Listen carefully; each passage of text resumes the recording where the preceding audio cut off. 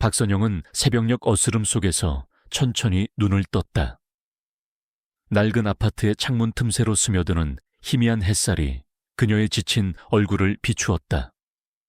오늘은 그녀의 생일이었다. 하지만 그녀의 마음은 평온하기보다 알 수 없는 불안감으로 가득 차 있었다. 지난밤의 고요함은 오히려 폭풍 전야처럼 느껴졌다. 30년간 6자녀를 홀로 키워내며 겪었던 수많은 고난과 역경은 그녀를 강인하게 만들었지만 동시에 그녀의 내면 깊숙이 지워지지 않는 상처들을 남겼다. 그녀는 삐걱거리는 몸을 일으켜 부엌으로 향했다. 막내딸 은지는 아직 잠들어 있었다. 다른 자녀들은 이미 각자의 삶을 찾아 도시 곳곳으로 흩어졌고 가끔씩 형식적인 안부 전화나 문자로만 연락을 주고받을 뿐이었다. 선영은 그들의 바쁜 삶을 이해하려 애썼지만 마음 한구석에는 채워지지 않는 허전함이 자리 잡고 있었다. 따뜻한 물을 끓여 차 한 잔을 마시던 그때 낡은 초인종 소리가 고요한 아침을 갈랐다. 선영은 의아한 표정으로 현관으로 향했다. 이런 이른 시간에 자신을 찾아올 사람이 누가 있을까?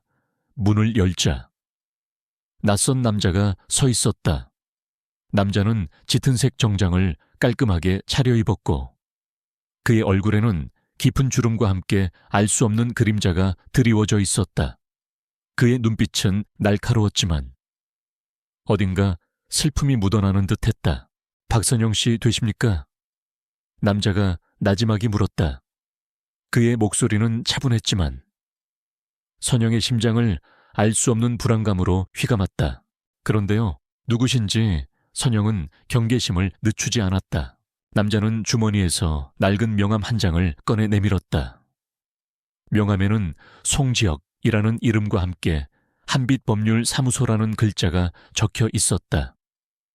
저는 송지혁 변호사입니다.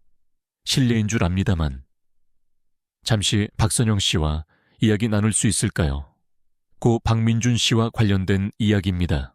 박민준, 그 이름은 선영의 뇌리를 강타했다.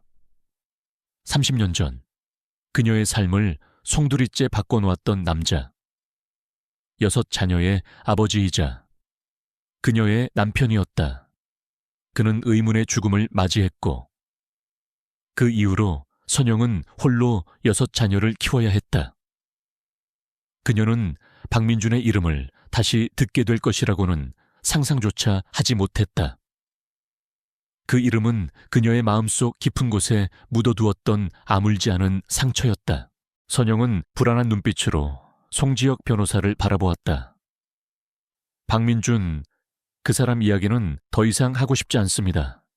이미 오래전에 끝난 일입니다. 끝난 일이 아닙니다. 박선영 씨, 오히려 이제 시작입니다. 송지혁이 단호하게 말했다. 박민준 씨는 돌아가시기 전 저에게 당신과 자녀들의 안전을 위한 약속을 맡겼습니다. 그리고 그 약속의 내용이 이제 실현될 때가 되었습니다. 하지만 동시에 당신과 당신의 가족에게 새로운 위협이 닥쳐오고 있습니다. 선영은 송지혁의 말에 얼어붙었다. 새로운 위협이라니 남편의 죽음 뒤에 뭔가 숨겨진 비밀이 있다는 것을 짐작은 했지만 이렇게 직접적으로 위협을 경고받으니 등골이 오싹했다. 그녀는 주위를 둘러보았다. 낡은 아파트, 그리고 잠들어 있는 막내딸 은지. 그녀는 자신의 가족이 더 이상 어떤 위험에도 노출되어서는 안 된다고 생각했다. 무슨 말씀이신지 제가 이해할 수 있도록 설명해 주십시오. 선영이 겨우 입을 열었다. 송지혁은 거실로 들어와 소파에 앉았다. 선영은 그에게 따뜻한 차 한 잔을 내어주었다. 송지혁은 차를 한 모금 마시더니 조용히 이야기를 시작했다. 박민준 씨는 돌아가시기 전 거대한 그림자 조직의 비리를 파헤치고 있었습니다. 그 조직은 불법적인 사업과 정관계 로비에 연루되어 있었고 박민준 씨는 그들의 핵심 증거를 손에 넣었습니다. 그는 그 증거를 세상에 공개하려 했지만 결국 그들에게 발각되어 살해당했습니다. 선영은 충격에 말을 잇지 못했다. 남편의 죽음이 단순한 사고가 아니라는 사실은 짐작했지만 이렇게 직접적으로 살해당했다는 말을 들으니 그녀의 마음은 갈기갈기 찢어지는 듯했다. 그럼 그 증거들은 어떻게 되었습니까? 그리고 그 조직은 아직도 존재하는 건가요? 박민준 씨는 그 증거들을 저에게 맡겼습니다. 그리고 자신이 죽을 경우 30년 후에 공개하라고 지시했습니다. 그는 자녀들이 모두 성인이 되고 세상이 좀 더 안전해진 후에 진실이 밝혀지기를 바랐습니다. 그리고 그 조직은 아직도 건재합니다. 오히려 과거보다 더 막강한 권력을 손에 넣었습니다. 이름하여 그림자 연합. 송지혁의 목소리에는 단호함이 묻어 있었다. 그림자 연합. 선영은 그 이름을 듣자마자 몸서리쳤다. 그 이름에서 느껴지는 어둡고 거대한 힘은 그녀의 마음을 짓눌렀다. 30년 전 남편을 죽음으로 몰고 간 그들이 여전히 존재하며 이제 자신과 자녀들을 위협하려 한다는 사실에 그녀는 두려움에 떨었다. 그럼 지금 저를 찾아오신 이유는 그 30년이 지났다는 말씀이신가요? 선영이 떨리는 목소리로 물었다. 송지혁은 고개를 끄덕였다. 그렇습니다. 그리고 그림자 연합은 박민준 씨가 남긴 증거들을 찾아내려 하고 있습니다. 그들은 자신들의 과거를 묻기 위해 무슨 짓이든 할 겁니다. 당신과 당신의 가족은 이제 그들의 표적이 될 겁니다. 선영의 머릿속은 혼란스러웠다. 30년 동안 그녀는 오직 자녀들을 키우는 일에만 매달려왔다. 이제 그녀는 다시 한번 과거의 그림자와 맞서 싸워야 하는 상황에 놓였다. 그녀는 자신의 연약한 어깨로 6 자녀를 지켜낼 수 있을까? 그럼 제 남편이 남긴 증거들은 지금 어디에 있습니까? 선영이 조심스럽게 물었다. 송지혁은 잠시 망설이더니 말했다.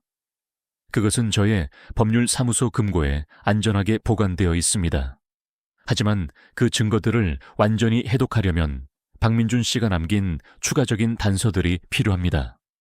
그 단서들은 아마도 당신의 남편이 당신과의 추억 속에 숨겨두었을 가능성이 큽니다.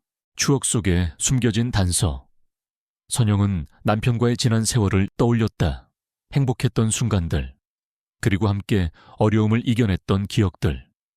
그 속에 남편이 남긴 마지막 메시지가 숨겨져 있을지도 모른다는 생각에 그녀의 마음은 복잡했다. 송지혁은 자리에서 일어나 선영에게 명함 몇 장을 건넸다. 이 명함은 저의 연락처입니다. 그리고 이것은 저의 동료 변호사들 연락처입니다. 만약 무슨 일이 생긴다면 주저하지 말고 연락하십시오. 저희 법률사무소는 당신과 당신의 가족을 보호할 의무가 있습니다. 송지혁 변호사가 떠난 후 선영은 멍하니 소파에 앉아 있었다. 그녀의 손에는 남편의 죽음과 관련된 새로운 진실, 그리고 가족에게 닥쳐올 위협에 대한 경고가 담긴 명함이 들려 있었다. 그녀의 생일 아침은 이처럼 암울한 예감으로 시작되었다.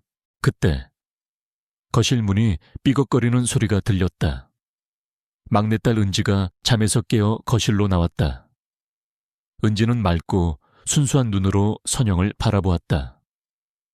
엄마, 아침부터 무슨 일 있었어? 무슨 이야기하는 소리가 들렸는데. 선영은 애써 미소 지었다. 아무것도 아니다. 은지야, 그냥 옛 친구가 잠시 들렀을 뿐이야. 그녀는 은지에게 걱정을 안겨주고 싶지 않았다. 하지만 은지는 어머니의 얼굴에 드리워진 그림자를 감지했다. 그녀는 어머니의 눈빛에서 알 수 없는 불안감과 슬픔을 읽었다. 은지는 어머니에게 다가가 조심스럽게 물었다. 엄마, 아빠 이야기였어. 선영은 놀라서 은지를 바라보았다. 은지는 어릴 적부터 남달리 예민하고 통찰력이 뛰어났다. 그녀는 다른 형제들보다 어머니의 마음을 더 깊이 이해하려 노력했고 어머니가 숨기는 비밀을 어렴풋이 느끼고 있었다. 은지야, 너는 아직 모르는 게 낫다. 아니야. 엄마, 나는 알아야겠어. 엄마의 얼굴이 이렇게 어두운 이유가 아빠랑 관련된 거라면 나는 알아야 해. 우리는 가족이잖아. 은지가 단호하게 말했다. 그녀의 목소리에는 어른스러운 결단력이 담겨 있었다. 선영은 은지의 눈을 보며 깊은 고민에 빠졌다. 30년 동안 숨겨왔던 진실을 이제 와서 어린 딸에게 털어놓아야 할까? 하지만 은지는 이미 이 비밀의 그림자를 느끼고 있었다. 그녀는 은지에게 진실을 숨기는 것이 오히려 더 큰 상처를 줄 수도 있음을 깨달았다. 그녀는 결국 은지에게 송지혁 변호사가 전해준 이야기를 간략하게 털어놓았다. 남편의 죽음이 사고가 아니었다는 것, 그리고 거대한 그림자 조직이 존재한다는 것, 그리고 그들이 남편이 남긴 증거들을 노리고 있다는 것. 은지는 어머니의 이야기를 듣고 충격에 빠졌다. 그녀는 아버지가 그렇게 돌아가셨다는 사실을 믿을 수 없었다. 그녀는 아버지를 거의 기억하지 못했지만 그녀의 마음속에는 아버지에 대한 막연한 그리움과 함께 의문이 항상 자리 잡고 있었다. 이제 그 의문이 끔찍한 진실로 드러나자 그녀의 마음은 갈기갈기 찢어지는 듯했다. 그럼 아빠는 살해당했다는 거야. 그리고 그 사람들이 지금 우리를 노리고 있다는 거야. 은지가 떨리는 목소리로 물었다. 선영은 고개를 끄덕였다. 그녀는 은지의 손을 잡으며 말했다. 하지만 엄마는 너희들을 지켜낼 거야. 무슨 일이 있어도. 그녀의 목소리에는 어머니의 강인한 의지가 담겨 있었다. 은지의 눈에는 슬픔과 함께 분노가 치밀어 올랐다. 그녀는 아버지의 죽음이 이렇게 비참한 진실을 품고 있었다는 사실에 몸서리쳤다. 그녀는 더 이상 이 모든 것을 어머니에게만 맡겨둘 수 없었다. 그녀는 자신이 할 수 있는 모든 것을 다해 어머니를 돕고 아버지의 죽음에 얽힌 진실을 파헤쳐야겠다고 결심했다. 은지는 송지혁 변호사의 명함을 받아들었다. 그녀는 아버지의 기억을 더듬기 시작했다. 아버지가 생전에 즐겨 듣던 음악, 즐겨 읽던 책, 자주 가던 장소들, 그 모든 것 속에 아버지가 남긴 단서들이 숨겨져 있을지도 모른다는 생각에 그녀의 심장은 빠르게 뛰었다. 선영의 생일 아침은 그렇게 예상치 못한 진실과 새로운 위협으로 시작되었다. 6 자녀를 홀로 키워온 그녀의 삶은 이제 과거의 그림자와 미래의 위협 속에서 새로운 싸움을 시작해야 하는 시점에 놓였다. 그리고 그 싸움의 시작은 바로 그녀의 사랑하는 막내딸 은지의 손에서 시작될 것이었다. 박선영의 생일 아침은 남편 박민준의 과거와 그림자 연합이라는 거대한 위협으로 시작되었지만 그녀는 애써 평온한 표정을 유지하려 노력했다. 막내딸 은지에게 진실의 일부를 털어놓긴 했지만 그녀의 마음속에는 다른 자녀들에게 이 모든 사실을 언제, 어떻게 알려야 할지 혹은 영원히 숨겨야 할지에 대한 깊은 고민이 자리 잡고 있었다. 그녀는 자녀들이 각자의 삶에 충실하기를 바랐고 더 이상 그녀의 삶에 짐이 되지 않기를 원했다. 오후가 되자 그녀의 자녀들에게서 생일 축하 전화가 한두 통씩 걸려 오기 시작했다. 첫째 아들 현우는 건설회사에서 과장으로 일하고 있었고 둘째 딸 지혜는 유명 의류 브랜드의 디자이너로 바쁜 나날을 보내고 있었다. 셋째 아들 재민은 대기업에 다니며 승진을 위해 고군분투 중이었고 넷째 딸 유리는 프리랜서 사진작가로 자유분방한 삶을 살고 있었다. 다섯째 아들 도윤은 아직 대학생이었지만 취업 준비에 여념이 없었다. 그들은 모두 나름대로 성공을 향해 달려가고 있었지만 그들의 삶 속에서 어머니의 자리는 점점 더 희미해지는 듯했다. 엄마, 생신 축하드려요. 제가 지금 회의 중이라 길게는 못하고 저녁에 전화 드릴게요. 현우의 목소리는 다급했다. 그는 회사에서의 위치를 굳건히 하기 위해 주말에도 야근을 밥 먹듯이 하는 사람이었다. 선영은 그의 노력을 알기에 이해하려 애썼지만 아들의 목소리에서 느껴지는 거리감은 그녀의 마음을 아리게 했다. 엄마, 해피 버스데이. 제가 지금 새로운 컬렉션 디자인 때문에 너무 바빠서 선물은 나중에 따로 챙겨 보낼게요. 지혜는 명랑하게 말했지만 그녀의 목소리에도 피곤함이 역력했다. 그녀는 자신의 성공을 위해 끊임없이 자신을 채찍질하는 완벽주의자였다. 재미는 그나마 성에 있는 목소리였다. 어머니, 생신 축하드립니다. 제가 이번 주에 해외 출장이라 미리 말씀 못 드려서 죄송해요. 돌아오면 꼭 찾아뵐게요. 그의 말은 진심처럼 들렸지만 선영은 그 돌아오면이라는 말이 언제쯤이 될지 알 수 없었다. 유리는 전화 대신 짧은 메시지를 보냈다. 엄마, 생일 축하해. 촬영 때문에 바빠서 연락 못했어. 맛있는 거 먹고 좋은 하루 보내. 그녀의 삶은 늘 자유로웠고 어머니의 굴레에서 벗어나 자신만의 세상을 탐험하는 데 몰두했다. 도윤은 취업 스트레스 때문인지 목소리에 힘이 없었다. 엄마, 생신 축하드려요. 죄송해요. 제가 요즘 너무 힘들어서 나중에 맛있는 거 사드릴게요. 그는 어머니에게 의존하기보다 자신의 문제에 매몰되어 있었다. 선영은 자녀들의 축하 전화를 받으면서도 마음 한구석이 씁쓸했다. 그들의 목소리에는 진심 어린 애정보다 의무감과 바쁜 일상에 대한 변명이 더 크게 들려왔다. 30년 동안 자신의 모든 것을 바쳐 키워낸 자식들이었지만 그들은 이제 각자의 삶이라는 거대한 울타리 안에서 어머니를 외면하고 있었다. 그녀의 희생은 그들에게 당연한 것이 되었고 그녀의 생일은 그저 달력에 표시된 하나의 기념일에 불과했다. 엄마, 너무 속상해하지 마. 옆에 앉아있던 은지가 어머니의 손을 잡으며 말했다. 은지는 어머니의 얼굴에 드리워진 그림자를 누구보다 잘 읽어냈다. 오빠들이랑 언니들은 그냥 바쁜 거야. 엄마를 사랑하지 않는 게 아니야. 선영은 애써 미소 지었지만 눈가에는 미처 숨기지 못한 물기가 맺혔다. 괜찮다.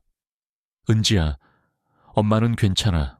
하지만 은지는 어머니의 마음을 읽었다. 그녀는 다른 형제들이 어머니에게 얼마나 무심한지 잘 알고 있었다.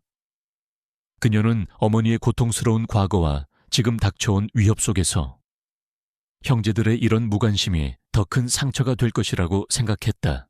은지의 마음속에는 알 수 없는 분노가 치밀어 올랐다. 그녀는 가족의 불협화음을 더 이상 두고 볼 수 없었다. 그날 저녁, 선영은 은지와 함께 조촐한 생일 식사를 준비했다. 낡은 식탁 위에는 조촐한 미역국과 몇 가지 반찬이 놓여 있었다. 은지는 어머니를 위해 작은 케이크를 사왔고 그 위에 초를 꽂았다. 엄마, 생일 축하합니다. 은지가 노래를 불렀다. 선영은 은지의 따뜻한 마음에 위로를 받았다. 하지만 이 행복한 순간에도 그녀의 마음 한구석에는 송지혁 변호사의 경고, 그리고 그림자 연합의 어두운 그림자가 드리워져 있었다. 그때 현우에게서 전화가 걸려왔다. 엄마, 저녁 식사는 맛있게 하셨어요. 저 이제 퇴근해요. 피곤해서 바로 자야 할 것 같네요. 그의 목소리에는 여전히 피곤함이 묻어 있었고 어머니의 생일을 함께 보내지 못한다는 것에 대한 일말의 미안함조차 느껴지지 않았다. 선영은 아들의 무심함에 가슴이 아려왔지만 애써 괜찮은 척 대답했다. 그래, 현우야, 수고했다. 어서 가서 쉬어라. 전화를 끊은 후 은지는 현우를 향해 차가운 시선을 던졌다. 오빠는 어떻게 엄마 생일인데 저녁도 같이 안 먹고 자기 피곤하다는 말만 할 수 있어. 엄마가 얼마나 힘드셨는데. 선영은 은지의 말을 들으며 씁쓸하게 웃었다. 은지야, 괜찮다. 현우도 바쁘니 이해해야지. 아니야. 엄마, 이건 아니야. 은지가 단호하게 말했다. 그녀는 자신의 형제들이 어머니의 희생을 얼마나 당연하게 여기는지, 그리고 어머니가 얼마나 외로운지 누구보다 잘 알고 있었다. 그녀는 이 상황을 더 이상 지켜볼 수 없었다. 밤이 깊어지자 선영은 잠 못 이루고 침대에 누워 있었다. 그녀는 남편 박민준이 남긴 단서들을 떠올렸다. 추억 속에 숨겨진 단서. 그녀는 남편과의 행복했던 기억들을 되짚어 보았다. 그 속에서 무언가를 찾아내야만 했다. 그것만이 그녀의 가족을 지킬 수 있는 유일한 방법이었다. 그녀는 남편의 유품들을 보관해둔 낡은 상자를 꺼냈다. 상자 안에는 남편의 오래된 시계, 빛바랜 사진첩, 그리고 몇 권의 책이 들어 있었다.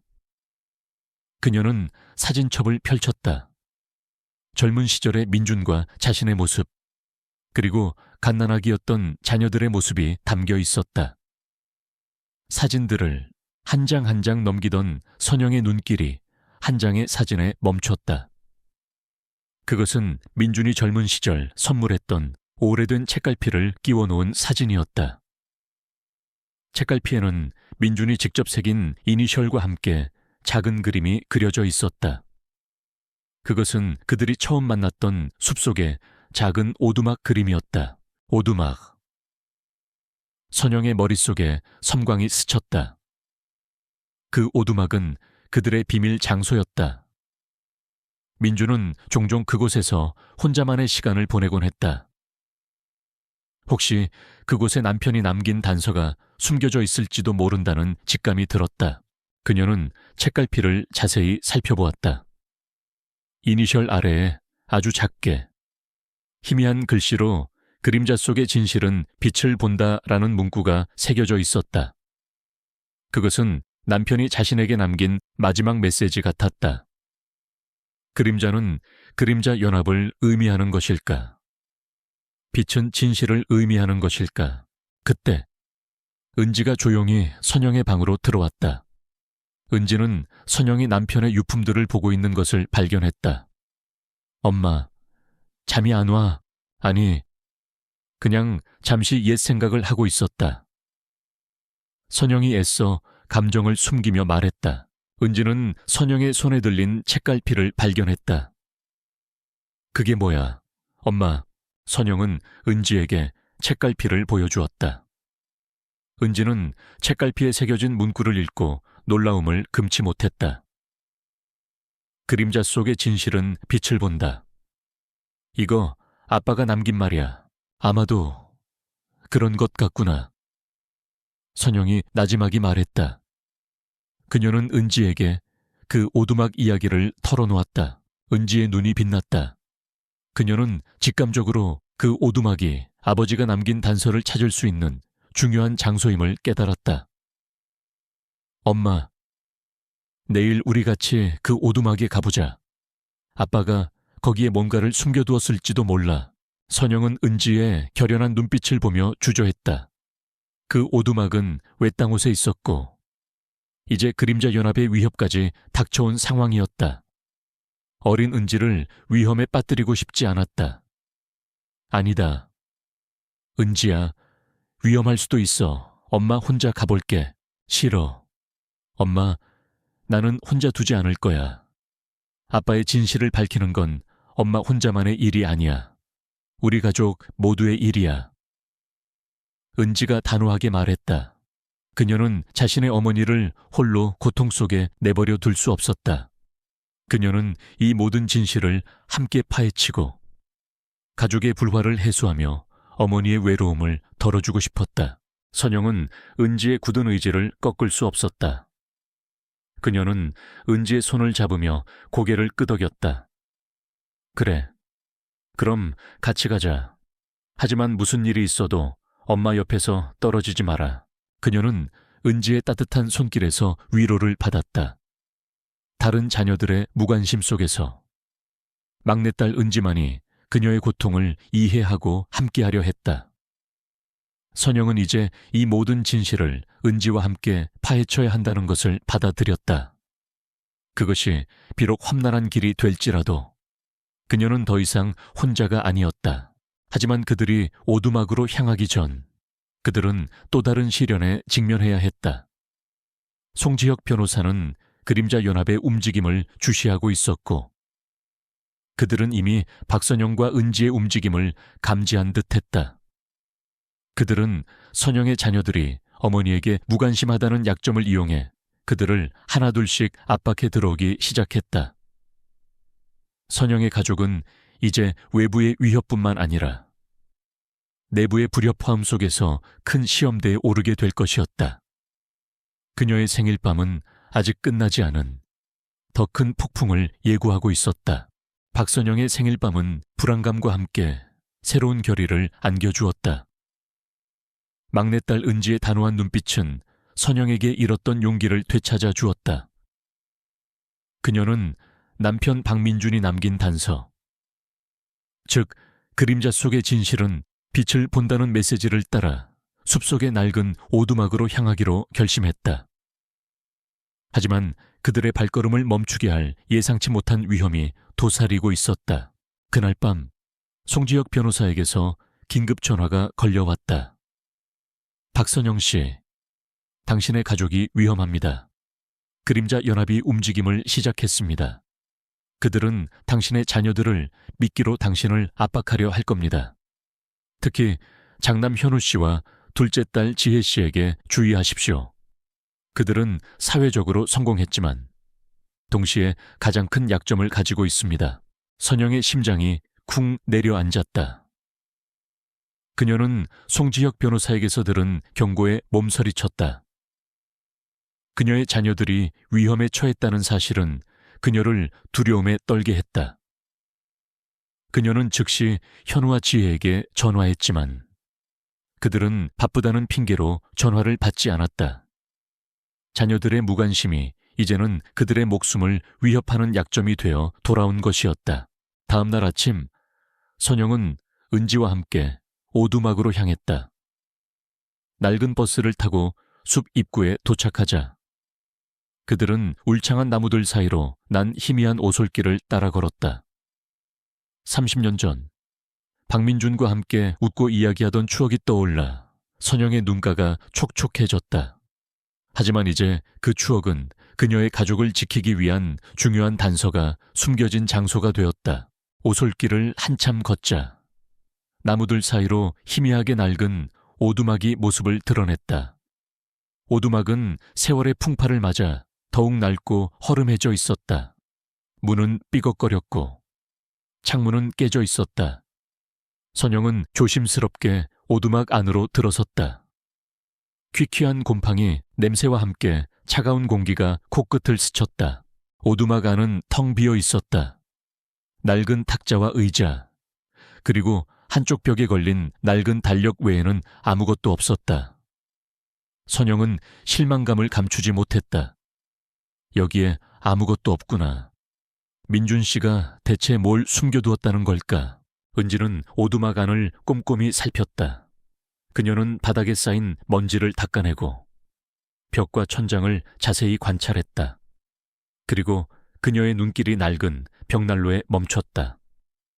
벽난로 안은 재와 수치로 가득했지만 한쪽 구석에 뭔가 희미하게 빛나는 것이 보였다. 엄마, 여기 뭔가 있어요. 은지가 소리쳤다. 선영은 벽난로로 다가가 은지가 가리키는 곳을 살펴보았다. 낡은 잿더리 아래 벽돌 사이에 작은 틈새가 있었다. 은지는 조심스럽게 벽돌을 빼냈다. 그 안에는 녹슬지 않은 작은 철제 상자가 숨겨져 있었다. 선영은 떨리는 손으로 상자를 열었다. 상자 안에는 빛바랜 사진 한 장, 그리고 낡은 일기장 한 권이 들어있었다. 사진 속에는 젊은 시절의 박민준과 선영, 그리고 송지혁 변호사, 그리고 한 여성의 모습이 담겨 있었다.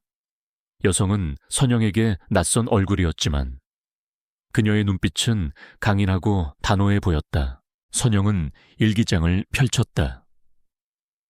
일기장은 박민준의 필체로 꼼꼼하게 채워져 있었다. 일기장의 첫 페이지에는 그림자 속의 진실은 빛을 본다 라는 문구가 다시 한번 새겨져 있었다.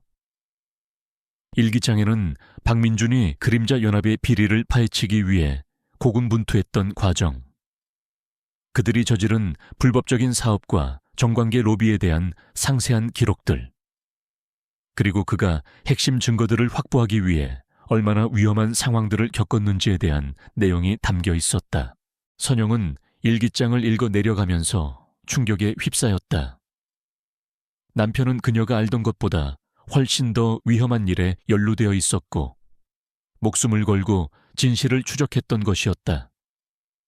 일기장에는 프로젝트 즈스라는 이름의 대규모 비리 프로젝트에 대한 내용이 상세하게 기록되어 있었다.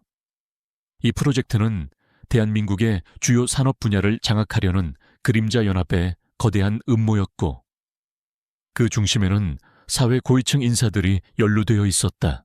특히 일기장에는 그림자 연합의 핵심 인물로 검은 안개라는 별명을 가진 인물이 언급되어 있었다. 그는 직접적인 행동에 나서기보다 뒤에서 모든 것을 조종하는 인물이었고 그의 정체는 박민준조차도 밝혀내지 못했다. 일기장의 마지막 페이지에는 검은 안개의 정체를 밝혀낼 수 있는 결정적인 단서가 특정 장소에 숨겨져 있다는 내용이 적혀 있었다. 그 장소는 박민준이 죽기 전 마지막으로 찾아갔던 서울 시내의 낡은 도서관이었다. 엄마, 이게 다 뭐야? 은지가 일기장의 내용을 함께 읽으며 떨리는 목소리로 물었다. 그녀는 아버지가 이토록 거대한 음모와 싸우다 희생되었다는 사실에 충격을 받았다. 내 아빠가 목숨을 걸고 이 모든 진실을 파헤치고 있었구나. 선영이 흐느끼며 말했다. 그녀는 남편의 용기와 희생에 대한 감동과 함께 그를 지켜주지 못했다는 죄책감에 시달렸다. 그때 오두막 밖에서 인기척이 들렸다. 선영과 은지는 서로를 바라보았다. 그림자 연합의 추격이 시작된 것이 분명했다. 그들은 상자와 일기장을 챙겨 재빨리 오두막 뒤편의 숲속으로 몸을 숨겼다. 숲속으로 도망치는 동안 그들의 뒤에서는 인기척이 더욱 가까워졌다. 몇 명의 건장한 남자들이 오두막 주변을 수색하고 있었다. 그들은 검은 양복을 입고 있었고 얼굴에는 차가운 그림자가 드리워져 있었다. 선영은 은지의 손을 잡고 더욱 깊은 숲속으로 달렸다. 한편 서울에서는 박선영의 첫째 아들 현우와 둘째 딸 지혜가 그림자 연합의 위협에 직면하고 있었다. 현우는 회사에서 중요한 계약을 앞두고 있었는데 갑자기 그의 계약 상대방이 알 수 없는 이유로 파기 통보를 해왔다.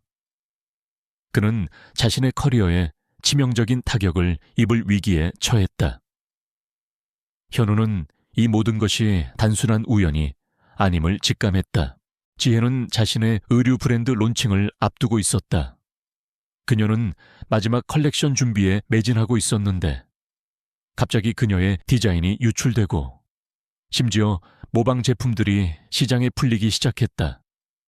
그녀는 자신의 꿈이 산산조각 나는 것을 보며 절규했다. 지혜는 이 모든 것이 자신을 노린 악의적인 공격임을 깨달았다. 현우와 지혜는 각자의 어려움 속에서 고통받았다.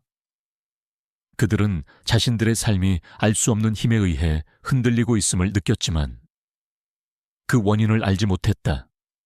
그들은 어머니의 생일을 외면했던 자신들의 행동을 후회했지만 이미 늦은 후회였다. 선영과 은지는 숲속을 헤치고 한참을 달려 겨우 추격을 따돌릴 수 있었다. 그들은 낡은 민박집에 몸을 숨기고 한숨을 돌렸다. 선영은 송지혁 변호사에게 연락을 취해 오두막에서 발견한 자료들에 대해 설명했다. 송지혁 변호사는 자료들이 매우 중요하다고 판단했고 즉시 서울로 돌아와 자신의 법률 사무소로 가져오라고 지시했다. 하지만 선영은 서울로 돌아가는 것이 위험하다는 것을 직감했다. 그림자 연합은 이미 그들의 움직임을 감지했고 서울은 그들의 봉어지였다. 그녀는 송지혁 변호사에게 자료들을 안전하게 전달할 방법을 고민했다. 그때 그녀의 눈에 박민준의 일기장 마지막 페이지에 적힌 검은 안개의 단서, 즉 서울 시내의 낡은 도서관이 눈에 들어왔다. 은지야, 우리가 서울로 돌아가야 할 것 같구나. 선영이 말했다. 하지만 엄마, 위험하잖아. 그 사람들이 우리를 기다리고 있을 거야. 은지가 걱정스러운 목소리로 말했다. 알고 있다. 하지만 우리가 그곳에 가야 할 이유가 생겼다. 네 아빠가 남긴 마지막 단서가 그곳에 숨겨져 있어. 검은 안개의 정체를 밝힐 수 있는 단서 말이다. 선영이 단호하게 말했다. 그리고 그 단서가 이 모든 비리를 해결할 열쇠가 될 거야. 은지는 어머니의 결단에 고개를 끄덕였다. 그녀는 어머니와 함께라면 어떤 위험도 이겨낼 수 있을 것이라고 믿었다. 그들은 밤이 깊어지자 몰래 민박집을 빠져나와 서울로 향하는 기차에 몸을 실었다. 기차 안에서 선영은 자신의 자녀들이 겪고 있을 고통을 떠올렸다.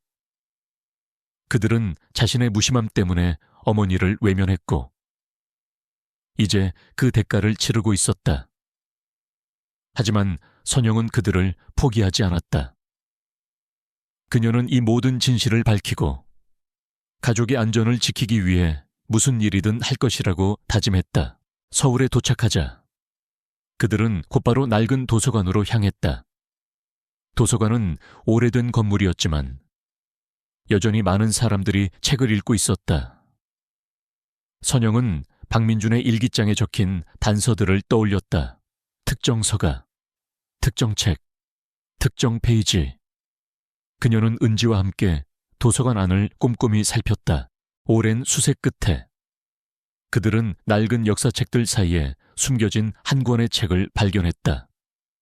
책은 다른 책들과 달리 새 것처럼 보였고 표지에는 아무런 제목도 적혀 있지 않았다. 선영은 책을 조심스럽게 꺼냈다. 그리고 책을 펼치자 그들의 눈앞에 믿을 수 없는 진실이 펼쳐졌다.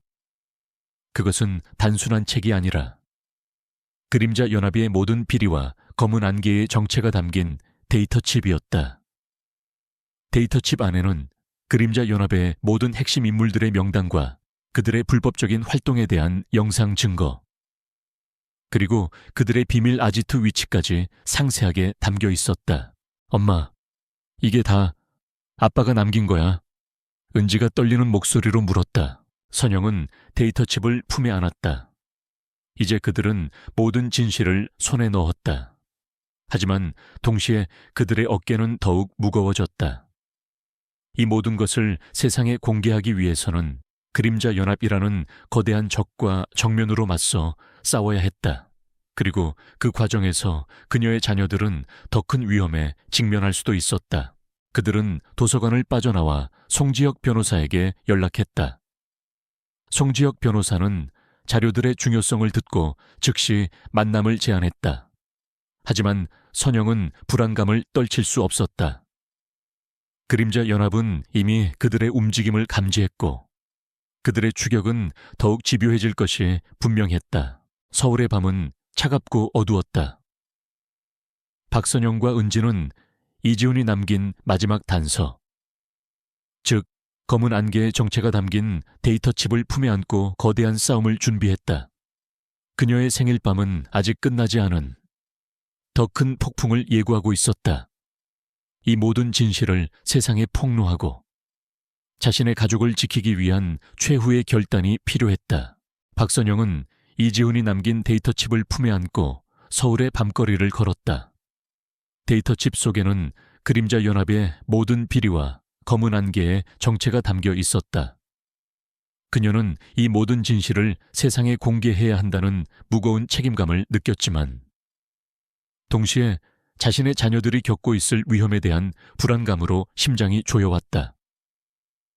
특히 장남 현우와 둘째 딸 지혜의 상황은 그녀의 마음을 더욱 아프게 했다.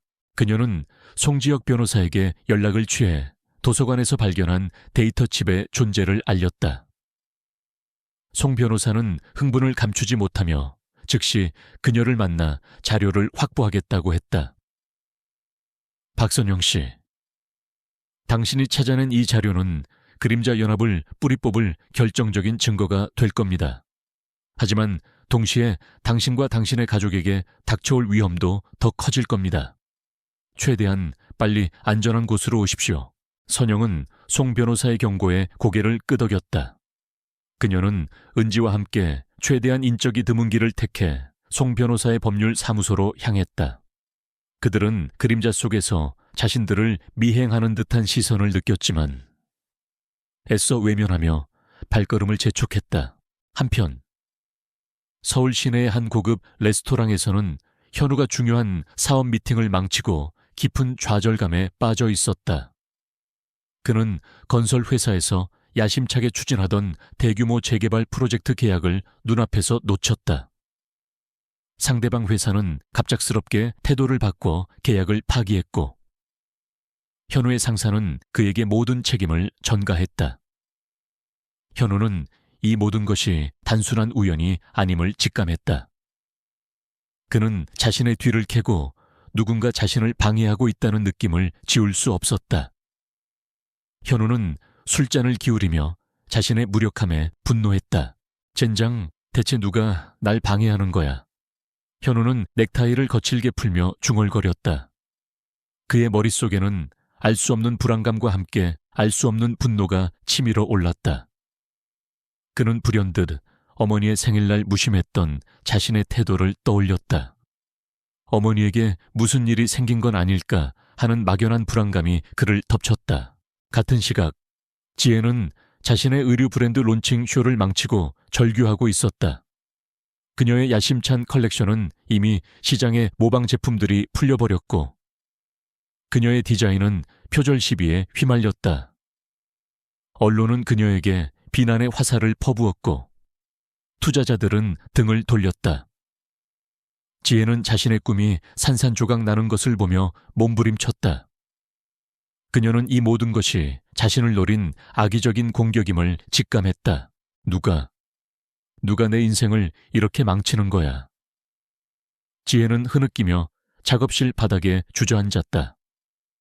그녀는 성공을 향해 달려왔던 자신의 지난 세월을 후회했다. 그리고 그제야 어머니의 희생이 얼마나 컸는지, 그리고 자신이 어머니에게 얼마나 무관심했는지 깨달았다. 그녀는 어머니에게 연락하려 했지만 이미 불안감과 죄책감에 휩싸여 있었다. 다섯째 아들 도윤은 취업 면접을 망치고 술에 취해 비틀거리고 있었다. 그는 명문대에 재학 중이었지만 번번이 취업에 실패하며 극심한 스트레스에 시달렸다. 그는 우울증에 시달렸고 스스로를 비난하며 세상에 대한 불만을 쏟아냈다. 그가 술에 취해 비틀거리던 골목에서 낯선 남자들이 그에게 다가왔다. 김도윤 씨 맞습니까? 우리는 당신의 아버지가 남긴 중요한 자료에 대해 할 이야기가 있습니다. 남자들은 위협적인 목소리로 말했다. 그들은 도윤의 어깨를 붙잡고 강제로 어딘가로 끌고 가려 했다. 도윤은 술에 취한 몸으로 필사적으로 저항했지만 그들의 힘을 이겨낼 수 없었다. 그는 자신의 가족이 알 수 없는 위협에 노출되어 있다는 사실을 꿈에도 몰랐다.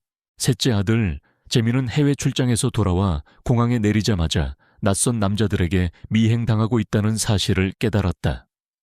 그는 자신의 사업이 알 수 없는 이유로 어려움을 겪고 있다는 소식을 들었지만 이렇게 직접적으로 위협을 받을 줄은 몰랐다. 그는 즉시 송지혁 변호사에게 연락을 취하려 했지만 그의 휴대폰은 이미 도청당하고 있었다. 넷째 딸 유리는 프리랜서 사진작가로 활동하며 자유로운 삶을 살고 있었다. 그녀는 어머니의 생일에도 무심했지만 최근 그녀의 작업실에 알 수 없는 침입자가 다녀갔다는 사실을 알게 되었다. 그녀의 사진 파일들이 훼손되었고 그녀의 작품들은 모방되어 유출되었다. 유리는 자신의 삶이 통제당하고 있다는 사실에 두려움을 느꼈다. 박선영은 송지혁 변호사의 사무실에 도착해 이지훈이 남긴 데이터칩을 넘겼다. 송 변호사는 데이터칩의 내용을 확인하고 경악했다. 박선영 씨, 이 자료는 예상했던 것보다 훨씬 더 중요합니다. 그림자 연합은 대한민국의 심장부에 뿌리 박힌 거대한 부패 조직입니다. 그들의 수장이 바로 검은 안개입니다. 송 변호사는 데이터칩 속 자료를 분석하여 검은 안개의 정체를 밝혀냈다. 그는 다름 아닌 대한민국의 전 국무총리이자 현직 재단 이사장인 강태산이었다. 강태산은 겉으로는 존경받는 사회 지도층 인사였지만 뒤로는 그림자 연합을 이끌며 불법적인 사업과 정관계 로비를 통해 막대한 부를 축적해온 인물이었다. 그의 손에는 수많은 사람들의 피가 묻어 있었다. 박민준은 그를 막으려다가 희생된 것이었다. 강태산, 그 사람이 검은 안개였다니. 선영은 충격의 말을 잇지 못했다. 그녀는 그 이름에서 느껴지는 거대한 권력에 압도당하는 듯했다. 송 변호사는 자료들을 즉시 언론에 공개할 준비를 했다. 그는 이 모든 진실이 세상에 드러나야 한다고 생각했다. 하지만 그때 송 변호사의 휴대폰으로 긴급 전화가 걸려왔다. 그의 동료 변호사가 위협을 받고 있다는 내용이었다. 그림자 연합은 이미 송 변호사의 법률 사무소를 감시하고 있었다. 박선영 씨, 지금 당장 이곳을 떠나야 합니다. 이곳도 안전하지 않습니다. 송 변호사가 다급하게 말했다. 그는 선영에게 데이터칩의 복사본을 건네며 말했다. 이것을 가지고 최대한 멀리 도망가십시오. 제가 시간을 벌겠습니다. 그리고 이 모든 자료들을 언론에 제보할 방법을 찾아내십시오. 선영은 송 변호사의 손에 들린 데이터칩 복사본을 받아 들었다. 그녀는 송 변호사의 눈에서 결연한 의지를 보았다. 송 변호사는 그녀를 돕기 위해 자신의 목숨을 걸고 있었다. 그 순간 법률사무소 문이 부서지듯 열렸다. 강태산의 수하들이 사무실 안으로 들이닥쳤다. 그들은 검은 양복을 입고 있었고 얼굴에는 살기가 가득했다. 그들은 송 변호사와 선영, 은지를 향해 총을 겨누었다. 박선영 씨, 그리고 송지혁 변호사님, 당신들은 너무 많은 것을 알고 있습니다. 강태산 이사장님께서 당신들을 조용히 처리하라고 하셨습니다. 한 남자가 차가운 목소리로 말했다. 송 변호사는 선영과 은지를 자신의 뒤로 숨기며 외쳤다. 박선영 씨, 지금입니다. 도망가십시오. 그는 자신의 몸을 날려 수하들과 맞섰다. 그의 변호사로서의 지식과 함께 정의를 위한 용기가 그를 강하게 만들었다. 선영은 송 변호사의 희생에 눈물을 흘렸지만 주저할 시간이 없었다. 그녀는 은지의 손을 잡고 부서진 문을 통해 밖으로 달렸다. 그녀는 자신의 자녀들이 위험에 처해 있다는 사실을 떠올렸다. 그녀는 이 모든 진실을 세상에 폭로하고 가족을 지켜내야만 했다. 서울의 밤거리는 혼란스러웠다. 선영과 은지는 필사적으로 달렸다. 그들은 자신의 가족이 그림자 연합의 소나기에 들어가고 있음을 직감했다. 현우, 지혜, 재민, 유리, 도윤. 그들 모두가 위험에 빠져 있었다. 선영은 자신의 무력함에 좌절했지만 그녀의 마음속에는 어머니의 강인한 의지가 불타올랐다. 엄마, 우리가 뭘 할 수 있을까? 은지가 떨리는 목소리로 물었다. 선영은 은지의 손을 꽉 잡았다. 우리는 싸울 거다. 은지야, 네 아빠가 목숨을 걸고 지켜낸 진실을 세상에 알리고 우리 가족을 지켜낼 거야. 혼자가 아니다. 우리에게는 아직 희망이 있어. 그녀는 이제 자신의 자녀들에게 이 모든 진실을 털어놓고 함께 싸워야 한다는 것을 깨달았다. 가족의 불화와 무관심은 더 이상 사치가 아니었다. 이제 그들은 어머니를 중심으로 당열하여 이 거대한 음모에 맞서 싸워야 했다. 선영의 생일밤은 절망과 함께 가족의 당열을 위한 새로운 시작을 알리는 밤이 되었다. 그녀는 자신의 모든 것을 걸고 사랑하는 자녀들을 지키기 위한 최후의 결단을 내렸다. 박선영은 이지훈이 남긴 데이터칩 복사본을 품에 안고 은지의 손을 잡은 채 서울의 밤거리를 필사적으로 달렸다. 송지혁 변호사의 희생은 그녀의 마음에 깊은 상처를 남겼지만 동시에 그녀에게 더 큰 용기와 책임감을 불어넣었다. 그녀는 이제 혼자가 아니었다. 그녀에게는 이지훈의 유지가 있었고 사랑하는 자녀들이 있었다. 이 모든 진실을 세상에 알리고 가족을 지켜내야 한다는 강렬한 의지가 그녀의 심장을 뜨겁게 만들었다. 그녀는 가장 먼저 둘째 딸 지혜에게 연락했다. 지혜는 자신의 디자인 유출 사건으로 인해 절망에 빠져 있었고 어머니의 전화에 처음에는 무관심하게 반응했다. 하지만 선영은 지혜에게 지금 그들이 처한 심각한 상황, 즉 남편의 죽음과 그림자 연합의 실체, 그리고 그들이 모든 가족을 위협하고 있다는 사실을 단호하게 설명했다.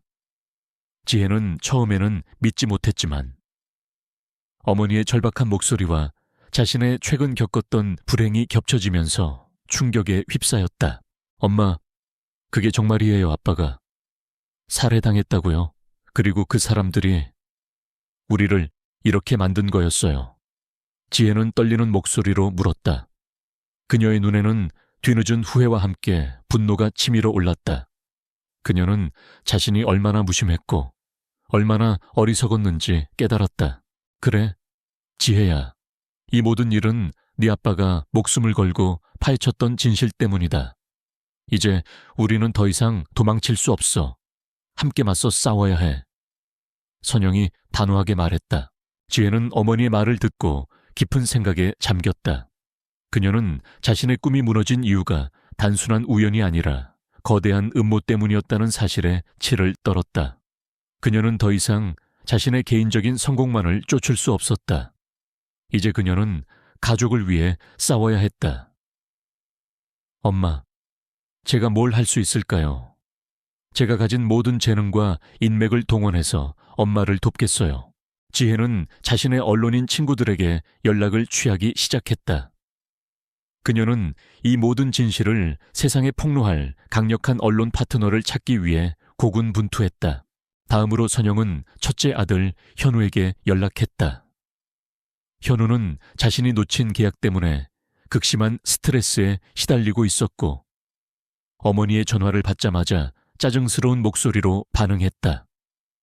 하지만 선영은 현우에게도 단호하게 진실을 밝혔다. 현우는 처음에는 믿으려 하지 않았지만 어머니의 말에 대한 송지혁 변호사의 간략한 설명을 덧붙이자 그의 얼굴은 점점 굳어졌다. 엄마, 그게 사실이라면 제가 얼마나 어리석었는지. 현우는 자신의 무심함과 이기심에 대해 깊이 후회했다. 그는 자신이 성공을 위해 달려왔던 길이 결국 가족을 위험에 빠뜨리는 결과를 낳았다는 사실에 자책했다. 엄마, 제가 뭘 해야 할까요? 제가 가진 모든 것을 걸고 엄마를 돕겠습니다. 현우는 자신의 건설회사 인맥을 동원하여 프로젝트 블루오션과 관련된 추가적인 내부 정보를 수집하기 시작했다. 그는 이 프로젝트가 단순한 비리가 아니라 그림자 연합의 자금 세탁 및 정관계 로비의 핵심이었음을 알게 되었다. 그는 이 모든 증거를 어머니에게 전달하기 위해 자신의 목숨을 걸었다. 도윤은 남자들에게 붙잡혀 어딘가로 끌려가고 있었다. 그는 술에 취한 몸으로 필사적으로 저항했지만 그들의 힘을 이겨낼 수 없었다. 그때 선영의 긴급 문자가 그의 휴대폰으로 도착했다. 도윤아, 엄마에게 전화해라. 그리고 너를 데려가는 사람들을 믿지 마라. 도윤은 문자를 보고 정신이 번쩍 들었다. 그는 남자들의 틈을 이용해 가까스로 휴대폰을 꺼내 선영에게 전화를 걸었다. 선영은 도윤에게 자신이 겪은 모든 일, 그리고 그림자 연합의 위협에 대해 간략하게 설명했다. 도윤은 충격에 말을 잇지 못했다. 그는 자신이 처한 상황이 단순한 취업 스트레스가 아니라 가족 전체를 위협하는 거대한 음모 때문임을 깨달았다. 엄마, 제가 어떻게 해야 할까요? 도윤이 떨리는 목소리로 물었다. 도윤아, 당황하지 마라. 그들이 너에게 뭘 원하든 절대 그들에게 나 아빠가 남긴 어떤 정보도 주지 마라. 그리고 최대한 시간을 벌어라. 엄마가 너를 구할 방법을 찾을게. 선영이 단호하게 말했다. 도윤은 어머니의 말을 듣고 용기를 얻었다. 그는 자신이 붙잡힌 곳에서 기지를 발휘하여 탈출할 방법을 모색하기 시작했다. 그는 자신의 지식을 이용해 남자들의 허술한 감시망을 뚫고 주변 환경을 이용하여 그들을 따돌렸다. 재민은 해외 출장에서 돌아와 자신을 미행하는 남자들 때문에 불안에 떨고 있었다. 그는 어머니의 생일 축하 전화도 제대로 하지 못했던 자신을 자책했다. 그때 그의 휴대폰으로 선영에게서 전화가 걸려왔다. 선영은 재민에게 모든 진실을 털어놓았다. 재민은 처음에는 믿지 못했지만 어머니의 절박한 목소리와 자신의 최근 겪었던 사업적 어려움이 겹쳐지면서 진실을 받아들였다. 엄마, 죄송합니다. 제가 어머니께 너무 무심했습니다. 재민이 흐느끼며 말했다. 제가 가진 모든 인맥과 자원을 동원해서 그림자 연합의 비리를 파헤치고 엄마를 돕겠습니다. 재민은 자신의 대기업 인맥을 통해 그림자 연합의 자금 흐름과 관련된 정보를 추적하기 시작했다. 그는 그들의 불법적인 자금 세탁 경로를 밝혀내고 그들의 약점을 파고들었다. 유리는 자신의 사진 파일들이 훼손되고 유출된 사건으로 인해 심각한 스트레스에 시달리고 있었다. 그녀는 자신의 작품이 모방되어 시장에 풀리는 것을 보며 절망에 빠졌다. 그때 그녀의 휴대폰으로 선영에게서 전화가 걸려왔다.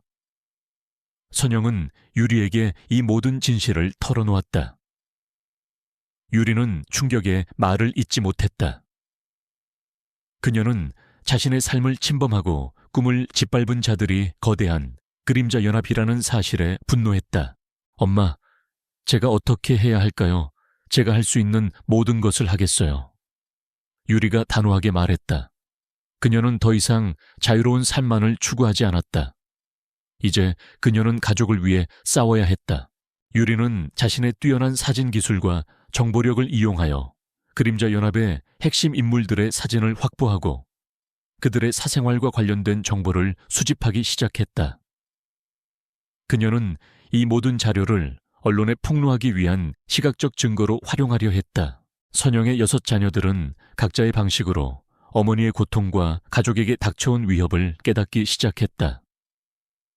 그들은 과거의 무관심을 후회하며 어머니를 중심으로 당열하기 시작했다. 그들은 각자의 재능과 인맥을 동원하여 그림자 연합의 비리를 파헤치고 어머니를 돕기 위한 은밀한 조사를 시작했다. 선영은 은지와 함께 은신처에 몸을 숨기고 자녀들과 연락을 주고받으며 상황을 지휘했다. 그녀는 이지훈이 남긴 데이터칩 속 자료들을 분석하여 그림자 연합의 약점과 검은 안개, 강태산의 치명적인 비밀을 파고들었다. 그녀는 또한 송지혁 변호사가 남긴 단서들을 바탕으로 강태산의 비자금 은닉처와 비밀 아지트 위치를 알아냈다. 가족의 당열은 그림자 연합에게 예상치 못한 변수로 작용했다. 강태산은 박선영의 자녀들이 이렇게까지 적극적으로 움직일 줄은 예상하지 못했다. 그는 자신의 수하들에게 박선영의 가족을 더욱 집요하게 추격하고 그들이 확보한 모든 증거를 빼앗아 오라고 지시했다. 그림자 연합의 압박은 더욱 거세졌다. 어느 날 저녁, 은지는 자신이 가진 컴퓨터 지식과 해킹 기술을 이용하여 그림자 연합의 내부 통신망에 침투하려 했다. 그녀는 아버지 이지훈이 남긴 자료들을 바탕으로 그림자 연합의 보안 시스템을 분석하고 그들의 핵심 서버에 접근하려 했다. 은지는 이 모든 정보가 공개될 경우 그림자 연합이 치명적인 타격을 입을 것이라고 확신했다. 그녀는 밤새도록 컴퓨터 앞에서 작업을 했고 마침내 그림자 연합의 핵심 서버에 침투하는 데 성공했다. 그곳에는 강태산이 직접 작성한 것으로 보이는 비밀 문서들이 보관되어 있었다. 문서에는 프로젝트 블루오션 외에도 수많은 불법적인 프로젝트와 살인, 협박 등의 범죄 기록들이 상세하게 기록되어 있었다. 그리고 그 모든 문서의 끝에는 강태산의 친필 서명이 담겨 있었다. 이것은 검은 안개, 강태산의 모든 죄를 증명할 수 있는 결정적인 증거였다. 은지는 떨리는 손으로 모든 자료를 복사하고 미리 준비해둔 암호화된 클라우드 서버에 백업했다. 그리고 이 모든 자료를 언론에 제보하기 위한 최종 준비를 마쳤다. 그녀는 익명으로 제보할 계획이었지만 이 모든 것이 공개되면 자신의 안전이 심각하게 위협받을 것이라는 사실을 직감했다. 하지만 그녀는 망설이지 않았다. 아버지의 희생이 헛되지 않도록, 그리고 가족의 안전을 위해 그녀는 자신의 모든 것을 걸었다. 엄마, 제가 해냈어요. 강태산의 모든 죄를 밝힐 수 있는 결정적인 증거를 확보했어요. 은지가 흥분된 목소리로 선영에게 보고했다. 그녀의 얼굴에는 기쁨과 함께 알 수 없는 두려움이 서려 있었다. 선영은 은지의 용기에 감격했다. 그녀는 은지를 품에 안고 말했다. 장하다. 내 딸. 나 아빠가 자랑스러워할 거야. 이제 그들은 모든 준비를 마쳤다. 이 모든 진실을 세상에 폭로하고 그림자 연합과의 최후의 대결을 펼칠 순간이 다가오고 있었다. 선영의 생일밤은 절망으로 시작했지만 이제 가족의 당열과 함께 희망의 빛을 향해 나아가고 있었다. 그녀는 자신의 모든 것을 걸고 사랑하는 자녀들과 함께 이 거대한 음모에 맞서 싸울 준비를 마쳤다. 박선영의 생일밤은 예상치 못한 진실과 치열한 싸움의 연속이었다. 은지가 확보한 그림자 연합의 핵심 증거, 즉 강태산의 모든 죄를 밝힐 수 있는 자료는 이제 그들의 손에 있었다. 그들은 이 모든 것을 세상에 폭로하고 박민준의 억울한 죽음을 밝히며 가족을 위협하는 그림자 조직을 뿌리 뽑기 위한 마지막 준비를 마쳤다. 박선영은 은지와 함께 송지혁 변호사가 제보처로 추천했던 거대 언론사의 본사 앞에 섰다. 밤늦은 시간이었지만 언론사의 건물은 환하게 불이 켜져 있었다. 그녀는 심장이 두근거렸지만 더 이상 주저할 수 없었다. 그녀는 이 모든 진실이 세상에 드러나야 한다고 믿었다. 엄마, 괜찮으세요?